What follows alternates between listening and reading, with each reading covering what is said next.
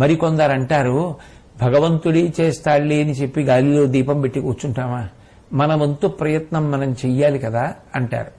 నిజానికి మనం చేసే ప్రయత్నం వల్ల కార్యక్రమాలు అవుతాయా, భగవంతుని యొక్క అనుగ్రహము చేత కార్యములవుతాయా, నాకు చెప్పవలసింది అని అడిగాడు. అడిగితే భీష్మాచార్యుల వారు ధర్మరాజు గారికి జవాబు చెప్తూ, క్షేత్రంబు పురుషకారము ధాత్రీశ్వర బీజమరయ దైవము రెండున్ సూత్రపడ కుడినీనిన్ పాత్రంబగు కర్మకరుడు ఫలమునకెందున్. ధర్మరాజా, ఒక విషయాన్ని బాగా జ్ఞాపకం పెట్టుకో. క్షేత్రము పురుషకారం, బీజము భగవంతుని యొక్క అనుగ్రహం. అసలు పొలం అనేటటువంటిది ఒకటి ఉంటేది కదా అందులో విత్తనం వెయ్యడం. కాబట్టి మనిషి ప్రయత్నం చెయ్యడం అనేటటువంటిది క్షేత్రం లాంటిది.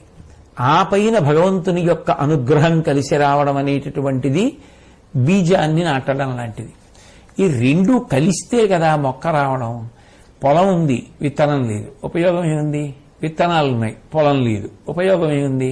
పొలము విత్తనాలు రెండూ ఉన్నాయి, మొలకలు వస్తాయి. అట్లాగే పురుష ప్రయత్నము జరగాలి, దైవానుగ్రహము తోడు కావాలి. ఈ రెండూ తోడైనప్పుడే, ఈ రెండూ కలిసినప్పుడే చేసినటువంటి పనులు ఫలితమును పొందుతాయి. అనలంబించుకయైన పవనుచే వెలుగొందు మాట్కి వర్ధనము పొందును సత్కర్మాచరణంబున దైవము నానుకూల్యము గురుప్రవరా. ఓ ధర్మరాజా, నిప్పు చాలా చిన్నది ఉండొచ్చు, కానీ గాలి అదే పనిగా వీచిన లేదు ప్రయత్నపూర్వకంగా మనమే ఊదిన ఆ చిన్నదున్నటువంటి నిప్పు నిరుసు మిలిమిల్లిగా వృద్ధి పొంది పెద్ద మంట అవుతుంది. అలాగే దైవానుకూల్యత పొందాలి అంటే మనం పుణ్యకర్మలను, మంచి కర్మలను చేస్తూ వెళ్ళగా వెళ్ళగా వెళ్ళగా మనం చేసినటువంటి మంచి పనుల యొక్క ఫలితంగా మనం చేసేటటువంటి సంకల్పములకు అవి ధర్మబద్ధములై ఉంటాయి. కాబట్టి అటువంటి ధర్మబద్ధములైనటువంటి సంకల్పములు ఏమున్నాయో వాటికి ఈశ్వరానుగ్రహము తోడై కార్యం నడుస్తూ ఉంటుంది. అట్లాగే ఒక ప్రమిద పెట్టి ప్రమిదలో నెయ్యి పోసి అందులో ఒత్తి వేసి దీపం వెలిగిస్తే నెయ్యి క్రమక్రమంగా అయిపోతున్న కొద్దీ దీపం నిధనం అవడం ప్రారంభమవుతుంది, కాంతి తగ్గిపోతుంది. ఆ ప్రమిదలో ఉన్నటువంటి నెయ్యి అంతా అయిపోతే ఒత్తి కాలిపోతుంది, దీపం పూర్తిగా నిధనం అయిపోతుంది. అట్లాగే మనిషి చేసేటటువంటి కర్మలలో పవిత్రత లోపించిపోతే దాని చేత ఈశ్వరానుగ్రహం రావడం కూడా తరిగిపోతుంది. తరిగిపోయినప్పుడు అనుకున్న కార్యక్రమములు నెరవేరం అని చెప్పిన తరువాత ధర్మరాజు గారు భీష్మాచార్యుల వారిని అడిగారు, తాత చాలా మంచి విషయం చెప్పావు, సంతోషంగా ఉంది, కానీ లోకంలో ఏ పనులు చేసిన వారికి ఎటువంటి ఫలితములు లభిస్తాయి? ఎందుకనంటే కర్మలు కూడా ఉత్తమ కర్మలు అన్నీ ఒకటిగా ఉండవు. ఉత్తమ కర్మలు ఒక్కొక్కటి ఒక్కొక్క తీరులో ఉంటాయి.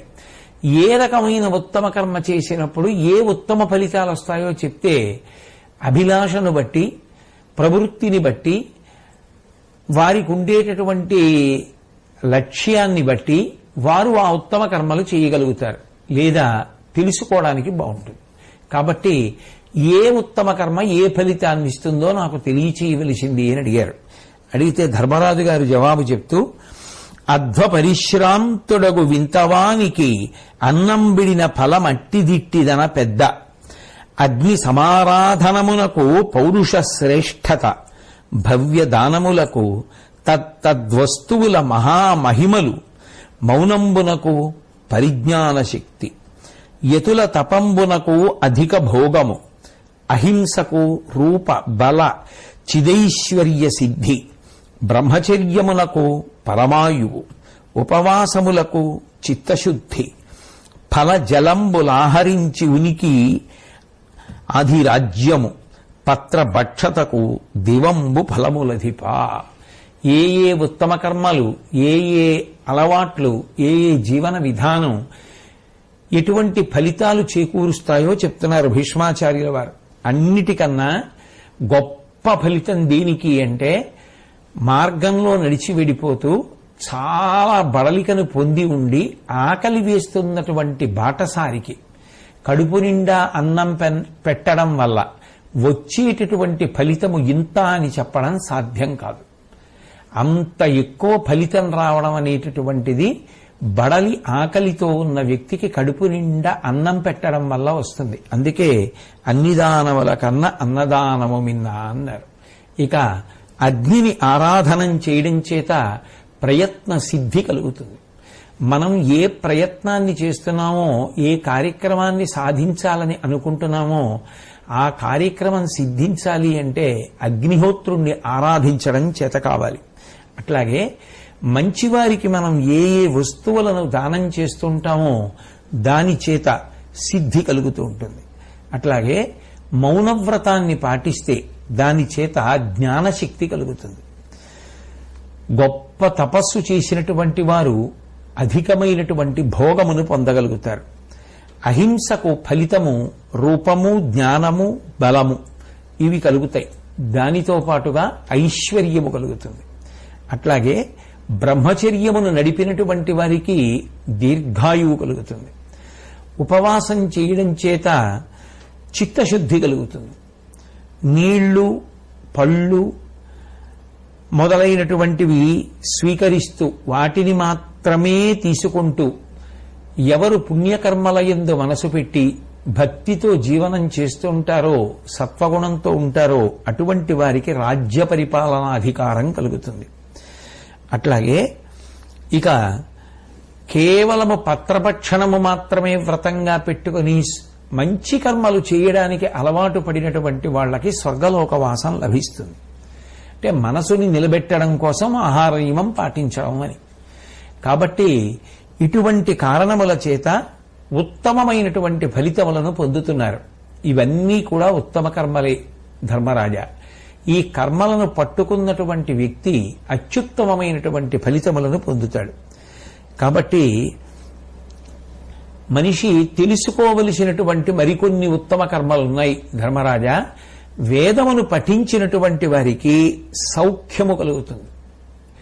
వేదమును పఠించడంతో పాటుగా వేదము యొక్క అర్థాన్ని కూడా తెలుసుకున్న వాడికి ఏ మంత్రమునకు ఏ అర్థము ప్రతిపాదింపబడుతోంది అన్న విషయం మీద సమగ్రమైన అవగాహన కలిగినటువంటి వ్యక్తి సుగతి పొందుతాడు. అంటే మంచి గతులను, ఉత్తమ లోకములను పొందుతాడు. అట్లాగే సత్యవ్రతం చేత అసత్యమాడకుండా ఎప్పుడూ సత్యాన్ని మాట్లాడడం అనేటటువంటిది నియమంగా పెట్టుకున్నటువంటి వాళ్ళు, ఆచరించినటువంటి వాళ్ళు మోక్షాన్ని పొందుతారు అని చెప్పిన తరువాత ధర్మరాజు గారు ఇత పూర్వం నేను విన్నదే, కానీ గరుత్మంతుడు మహానుభావుడు అని చెప్తారు లోకంలో. నాకు ఆ గరుత్మంతుని యొక్క కథ తెలుసుకోవాలని ఉంది, తాతగారు చెప్పండి అని ప్రార్థన చేశాడు. చేస్తే వెంటనే భీష్మాచార్యుల వారు శ్రీకృష్ణుడి వంక చూశారు.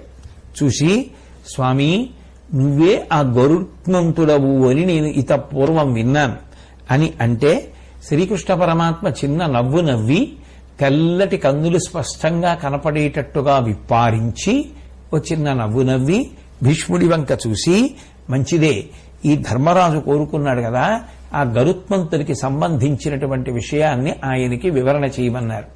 చేయమంటే ఆ గరుత్మంతుని యొక్క వృత్తాంతాన్నంతటినీ కూడా భీష్మాచార్యుల వారు ధర్మరాజు గారితో చెప్తున్నారు. ఒకప్పుడు కశ్యప ప్రజాపతి అనబడేటటువంటి ప్రజాపతి ఉన్నారు. ఆయన మహానుభావుడు. నిరంతరము విహిత కర్మాచరణము చేస్తూ ఉండేవారు. ఆయనకి 2 భార్యలు, కద్రువ, వినత.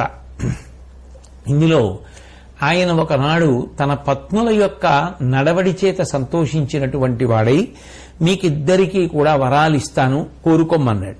అంటే కద్రువ నాకు 1000 మంది సంతానం కావాలి అని కోరుకుంది. అలాగే వినత నాకు 2 కుమారులు కావాలి అని కోరుకుంది. అట్లాగే జరుగుతుంది అని కశ్యప ప్రజాపతి 2 భార్యలను అనుగ్రహించారు. అనుగ్రహించిన తర్వాత కద్రువ 1000 అండములను అంటే 1000 గుడ్లు పొందింది. అట్లాగే వినత 2 గుడ్లు పెట్టింది. ఈ కద్రువకి లభించినటువంటి 1000 గుడ్లను కుండలలో పెట్టి నీతిలో పెంచి పోషిస్తున్నారు. అట్లాగే వినత విషయంలో కూడా జరిగింది. 1500 సంవత్సరములు గడిచిన తరువాత కద్రువుకి సంబంధించినటువంటి 1000 గుడ్లు కూడా పొదగబడి అందులోంచి 1000 పావులు పుట్టి ఆ సర్పములు అతిశయంతో ఎంతో సంతోషంతో పెరిగి పెద్దవవుతున్నాయి. వినతకి లభించినటువంటి 2 గుడ్లు అసలు పగలలేదు. దానితో ఆమెకి చాలా బాధ కలిగింది. బాధతో పాటు అసూయ కలిగింది. అక్కగారికి 1000 మంది పిల్లలు పుట్టారు, నాకు ఉన్నటువంటి 2 గుడ్లలోంచి ఒక్క పిల్ల కూడా రాలేదు అని బాధపడి ఆమె ప్రయత్నపూర్వకంగా ఒక గురుడు పగలగొట్టింది. అది ఇంకా పూర్తిగా లోపల పిండం పొదగపడడానికి యోగ్యమైనటువంటి కాలం కాని చేత ఆ పిండం పూర్తి శరీరాన్ని పొందలేదు. ఆ పూర్తి శరీరాన్ని పొందకముందే ఈమె గురుడు పగలగొట్టినటువంటి కారణం చేత అందులోంచి ఒక పక్షి పుట్టింది. కానీ ఆ పక్షికి శరీరం యొక్క ఊర్ధ్వభాగం ఏర్పడింది, అధోభాగము కింది భాగము ఏర్పడలేదు. ఆ పక్షి పిల్ల చాలా బాధతో తల్లి వంక చూసి పుడుతూనే తల్లిని శపించింది. ఇరువురము మేము పుట్టుద మహీనపు మీనులతో మహాబల స్ఫురణ విలుంగ ఆ పెనువు పొందగా నీ కవించితిట్లు మత్సరమున చాపలంబునను తత్ఫలమందుము నీ సపత్నికిన్ వరవుడవై చరించిమని వారని నెవ్వగ శాపమిచ్చినన్.